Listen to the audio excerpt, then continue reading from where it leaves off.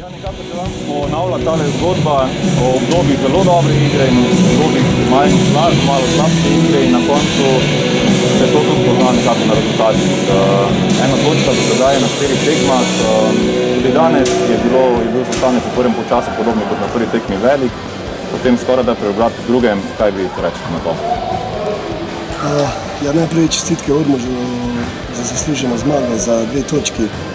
Res so danes s svojimi izkušnjami peljali tole tekmo do konca, vendar kljub vsemu danes nekako ne morem biti zadovoljen.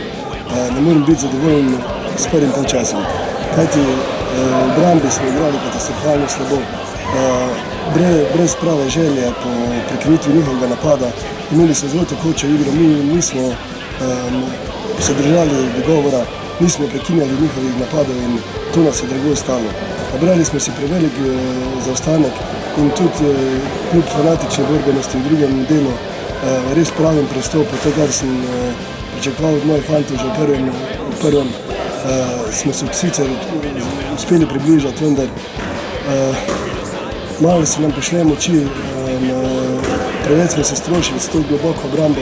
Poleg tega so prišle do izraza tudi izredne izkušnje gostujoče ekipe, ki že vrsto let igra skupaj in obrat je bil žal danes neuspešen.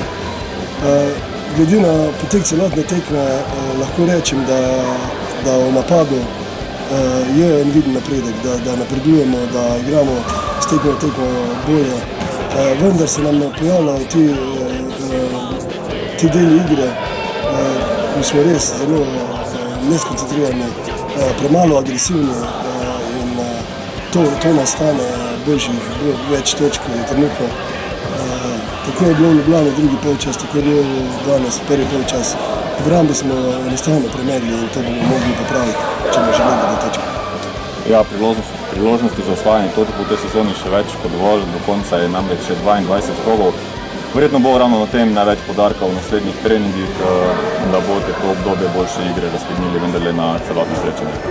Absolutno bomo se trudili, delali vse na tem, da bomo konstantno igrali 60 minut dober.